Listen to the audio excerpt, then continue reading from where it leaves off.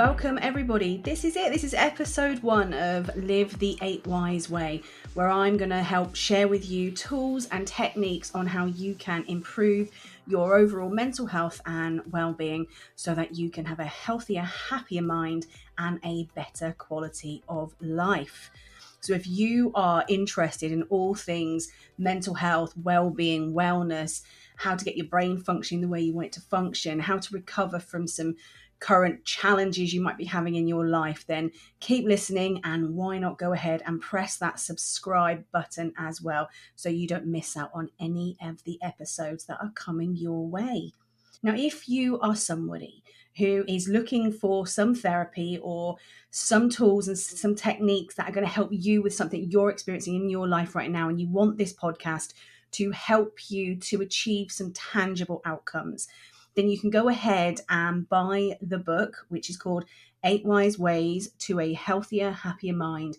And you can find that pretty much anywhere that sells books online. Or if you want to, you can go directly to my website, which is www.8wise.co.uk, and you'll find the store there. And on there, you'll find the book is there, the 12-week journal is there, the 12-month planner is there, and the pocketbook is there as well. So if you want to, use the book and almost create your own training course from listening to this podcast, then grab a copy of the book and you can work through the book as well as you're going along. And throughout every episode, I will let you know where in the book specific information regarding this particular episode is going to be. And today, our first episode is all about how to break down the mental chaos. So really, I'm just going to start right at the beginning of this entire 8 Wise process, where it started for me and how it's developed from getting from me to getting to you. So mental health has played a huge part in my life for my entire life. I lived with somebody who had mental health issues from a very, very young age. So I was very aware of mental health as I was growing up. And I'm very open about this. I'm very honest about this. And you can read more about this in the book as well. And being young, you don't necessarily understand everything that is happening. And so when I was young, there were certain elements of mental health or experiencing someone else's mental health and experiencing the stigma against somebody who had mental health issues. It created a fear in me, an ignorant fear. And it started at a very young age. And the way that ignorant fear manifested in me is that I was very self-aware with regards to my own mental health. And I mean self-aware from the perspective, I was really scared of developing mental health issues. What that really meant in the end was that I just ignored any signs and symptoms that my mental health might be taking a dip. And I just cracked on with life. I just got on with life and I lived my life quite fully. I'd moved away from home. I was quite successful. And then I reached my mid-30s and I'd been living a very fast life for a very long time and not probably looking after myself. My well-being was not very good. My self-care was really, really low. And again, I started to ignore the signs. Now, on paper, I was living the dream. I was in a new job in a sector that I really, really loved, a great senior management role where I was going to get to travel the country and meet amazing people who worked in the health and social care sector. People really caring for people, people really looking after other people. It was so exciting and I absolutely loved it. I had just relocated to the wonderful, wonderful Warwickshire, and I was just about to get married. So my life was fantastic. On paper, I was marrying this wonderful man. We were buying our first house together. Work was fantastic. But all of those things happening in my life all at the same time were causing me more and more stress. And again, I started to ignore all of the signs that were very, very clear. Now, all of that stress then led to burnout. And what that basically meant is I was so mentally exhausted, my cognitive function could no longer work effectively. And the magic of it stopped working very specifically one day whilst I was driving on the M50 motorway. In fact, what I was trying to do was come off the M50 motorway. And what happened is my brain just stopped working and I just put my foot down and came off the motorway, not really paying as much attention as I probably should have been.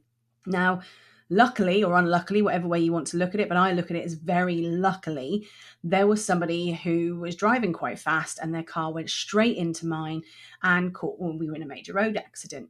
Now, both of us were absolutely fine from the perspective of we could both get out of our vehicles, we could walk, we could talk, we were doing okay. And it was only after a few days that it all started to sink in for me what had just happened, that realization that if that car hadn't hit me, my car would have just veered straight across the other side of the road, off of the bridge and onto the other side of the motorway, and I'd be dead.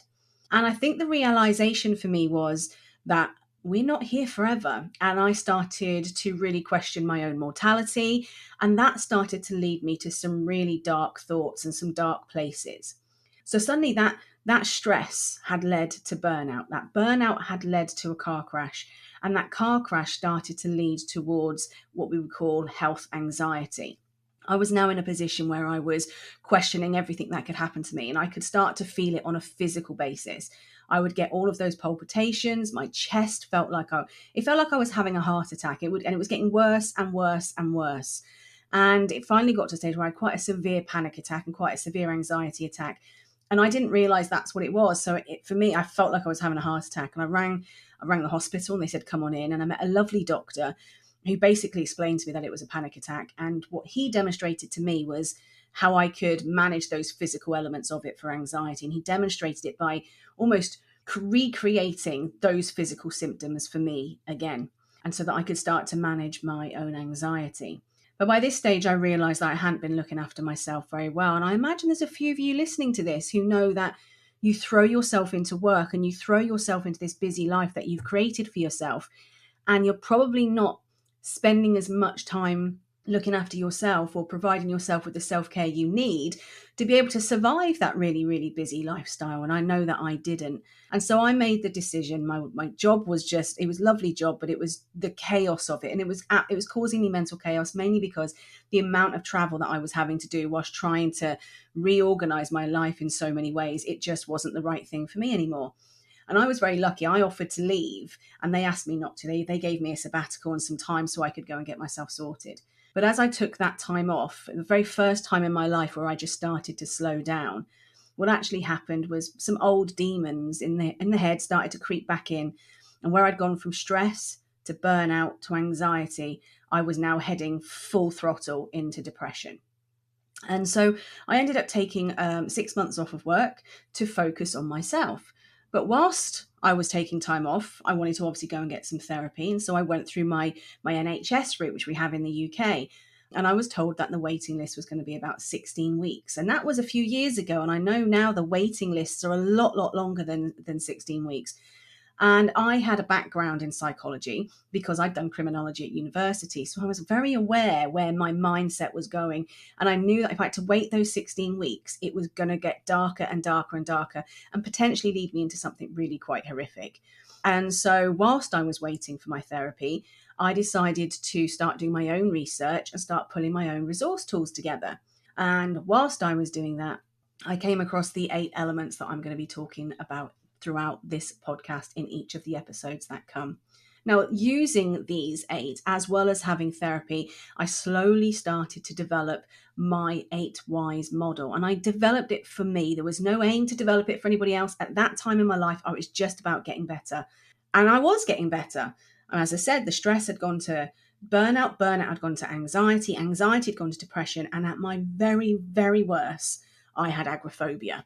And my agoraphobia was so bad that there was a period of my life where not only was I too scared to leave the house, I was actually too scared to leave my sofa. I thought that something quite horrific would happen if I left my sofa. And so it took some time to recover from each of those mental health issues that I was experiencing.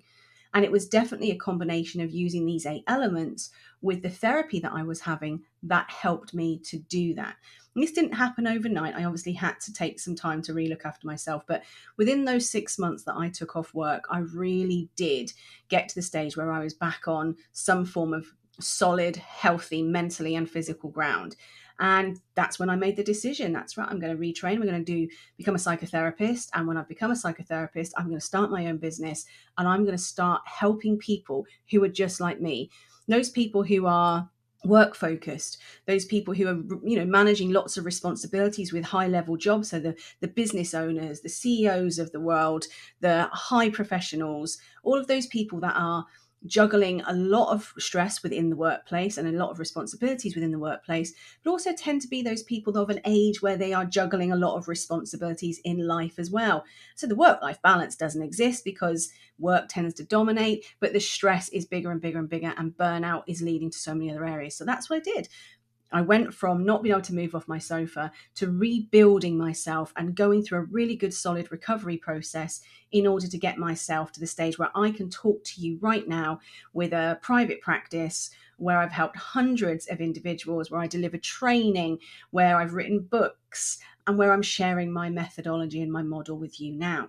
And that's my story, the truth of you have to be able to identify the best way for yourself to recover when you are experiencing mental health. But sometimes when we have all of that mental chaos coming in our heads from all of the challenges that life throws at us, it can be incredibly difficult to be able to break down that mental chaos. And 8Wise and using this model is a way of breaking down the mental chaos and allowing you to focus on bite-sized chunks so that you can recover effectively.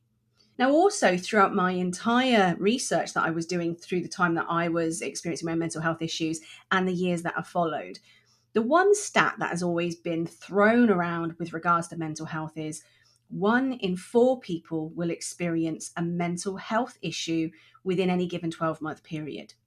It's a scary stat, but it's not as scary as the other stats, which is if 1 in 4 are going to experience a mental health issue, then 3 in 4 are at risk of developing a mental health issue. And we spend so much time in the UK focusing on recovery, we don't necessarily put as much focus, time, and effort into prevention.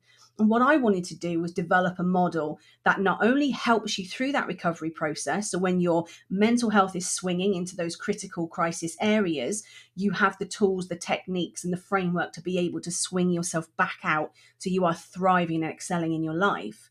But I also wanted something that you could use every single day of your life to boost your well-being and prevent those mental health issues from escalating so that you don't end up like I was, and that you're able to pull yourself out of those depths if you need to, but at best you can prevent yourself from ever getting to them in the first place. So what I wanted was 8Wise to be a recovery model and a prevention model that was easy to use, and it broke down the mental chaos into bite-sized chunks so you and me and anybody else who might be trying to look after their mental health felt like they were back in control of their mental health and felt like they had tools that they could use for the rest of their life. And so that's what 8Wise is. 8Wise is a model based on 4 core dimensions. And within each dimension, there exists 2 core elements. Now, if you are following along with the book with this, if you aim to move to page 81, which is where you'll find part 2 of the book, the introduction to the 8Wise model, you'll learn all about this there in a lot more detail. But basically, you've got these 4 core dimensions. Dimension 1 is the foundation dimension. And we need to have a solid foundation to ourselves as a human being if we are going to be able to look after our mental health and our well-being. So the foundation dimension is built up of your physical wellness and your emotional wellness.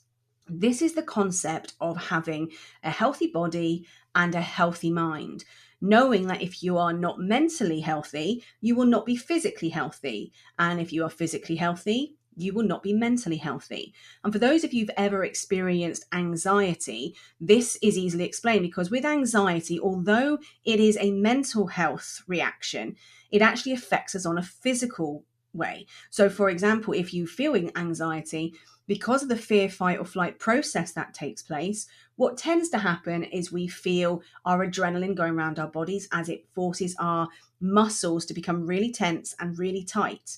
Those muscles can become really tight around your breast area. That can then start to stop the airflow and oxygen moving in and out as freely. So that's when we start to get that tight chest feeling, when we start to feel like we can't breathe as well as we normally would.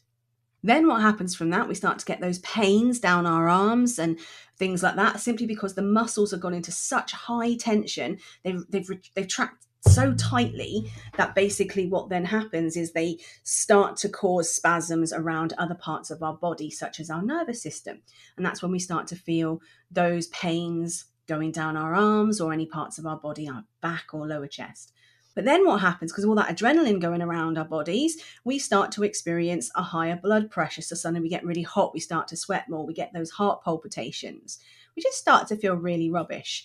And then sometimes on top of that, we might get the tummy aches. We might start to feel nauseous. We might want to be sick. We might feel like we need to have diarrhea. And we might tend to find that we're having headaches as well. And again, that's because with the fear, fight or flight process happening, it changes the hormonal structure and everything starts flowing in a slightly different way. Now, that's a demonstration of how our mental health or our emotional wellness triggers our physical wellness. But going back to my story with regards to how things were triggering me, because I was suffering with health anxiety, anything that could happen on a day-to-day basis on a physical level, it would trigger my anxiety. So I could be I could just eat something that didn't sit quite right in my tummy for whatever reason. So for example, I'm lactose intolerant. So sometimes I'm a bit of an idiot and I would just have a normal cup of tea and use the wrong milk and it would have a problem in my tummy. That straight away for me, I suddenly started to think that there must be something really wrong with me. There must be some horrific disease going on in my body. And in that moment, it's the physical wellness was triggering my emotional wellness. So if we want to be really healthy of body and mind, foundation dimension is where we start. So the foundation dimension consists of your emotional wellness and your physical wellness. And when you have a strong foundation, then you're in the position to be able to move on to what I would say is the deeper piece of work. And that's when we move into dimension 2. And dimension 2 is our internal dimension. With our internal dimension, we are talking about the world that exists within our mind, the world that only we know. It exists within us. It's where our thoughts are. It's where our feelings are. It's where everything is situated with regards to values and beliefs and all of those types of things. And when we've got that strong foundation, we're then ready to do that deep work, because the deep work can be the scary bit. The deep work tends to be the bit we've been ignoring for a long time. And within this dimension, the internal dimension, we've got another 2 elements. And these 2 elements are your spiritual wellness and your intellectual wellness. Now, your spiritual wellness is all about who you are as a person. It's about your value system, your belief system, what your purpose is in this life, what you identify as in this life, where your self-esteem sits. That's all sat within your spiritual wellness. And in your intellectual wellness, this is all about your brain health. And are you somebody who is keeping yourself intellectually stimulated? I touch on this in the book with regards to really what is the meaning of life. And for me, we know what the meaning of life is, and it's 2 core areas. We know based on the fact that we have a survival system from our fear, fight or flight process that I've just explained to you. And that's about each individual surviving. It's our survival system helping us as an individual to survive. But we also have this other part of us, this part of the brain that has the ability to take in information, to remember information, to learn information, and to pass that information on. And this is our learning process, and that's how our brain functions. And for me, that's the other meaning of life. The meaning of life, which is about the evolution of the human species, the fact that we're able to keep learning and passing information on to the next generation, we get stronger and stronger and stronger as a human race. And for me, that's the meaning of life, survival and evolution. And our intellectual wellness plays a huge role in that. It plays a huge role in the evolution, making sure that we are mentally stimulated, that we keep growing as an individual so we can help the species keep growing. And also that we can keep our brains really healthy and keep moving ourselves forward and pushing out of our comfort zone so we can have a better quality of life. So now at this stage is we're healthy of body, we're healthy of mind, we know who we are and we know what we want from the world. Then we're ready to move to the external dimension, which is what dimension 3 is. And the external dimension is focusing on those things that happen outside of us. They happen outside of us and they tend to happen to us. So your external dimension is made up from your environmental wellness and your social wellness. Environmental wellness is the world we live in, everything that's around us, making sure that all the spaces that we spend time in are as safe and are as healthy for us as they possibly can be. Whether that is your home, your workplace, your school place, your college, anywhere. It could be the gym, it could be the library, it could be anywhere that you know is the place that makes you recharge your batteries when you've had a tough day, the space that brings out the best in you. And it definitely needs to include nature. So whether you're spending time out in nature or you're bringing nature indoors with you, because we're part of nature, nature has natural healing processes for us. And so our environmental wellness is really, really crucial. And then when we know the places we want to spend time in, it's now time to welcome in with open arms the people that we choose to live our lives with. And this is our social wellness. And social wellness is all about people and the relationships we have, the intimate relationships, the family relationships, all of the relationships that we have with the different people. And it's about making sure that, number one, we have a really good solid support system. And number two, we have the ability to communicate effectively with the people in our lives so we can keep strong relationships. And sometimes it also means letting go of some of them that aren't so good for us anymore. So now we're in this situation. We've got foundation dimensions, so we know how to keep healthy mentally and physically. We've got the internal dimensions. Now we know who we are and what stimulates us and what interests us. And then we've got the external dimension. And now we know where the right place to be and who the right people are. And then we bring all of that together for the final dimension. And the final dimension is the lifestyle dimension. And this is built up of your financial wellness and your occupational wellness. This is all about this core concept of, when we know all of those other things and we're healthy, we know who we are and what we want and where we want it and who we want it with, we now know, well, actually, I want to put all that together and I want to get it in a job. I want my occupation to also encourage all of these different elements of my life. Because then I know, because I spend so much time in work, because that's the nature of the beast for us, I'm afraid, that at least it's going to meet our values. It's going to keep us stimulated. It's going to keep us healthy. And then our financial wellness, and I wish it didn't, but money makes the world go round. And so money becomes one of the number one stressors in our lives. So our financial wellness isn't simply just about understanding money, understanding finances and the language of money. It's deeper than that. It's also about understanding what money represents to us as an individual, because we're all different and money can represent different things. You know, for some people, money is all about having all of the lovely items and that wonderful big house and the big car and the wonderful clothes that are just amazing to look at. That's fine, brilliant. Somebody else might be completely different. They might be, well, actually, my money's all about just feeling safe and secure, and I might not want to spend it, but knowing it's there just keeps me happy. Someone else might be, well, I've got money, which means I can look after other people, and as long as other people are okay, it's all good. Whatever the reason is, it's important to understand that for your financial wellness, because the likelihood is, at some time in your life, finances are going to cause you stress, and you need to understand why they cause you stress so that you can implement the best stress management tools to manage it. And that is your 8 core elements split into your 4 core dimensions. And so when life is throwing things at you, and it throws things at us all the time, every single day, and we call these triggers. And I usually, my analogy that I use a lot with a lot of my clients in my training sessions or my one-to-ones is the concept of a gun.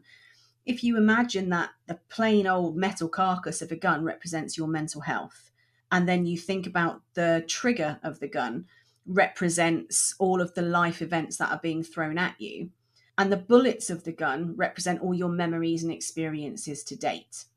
Now, it's a little bit like Russian roulette, I guess, to a certain degree.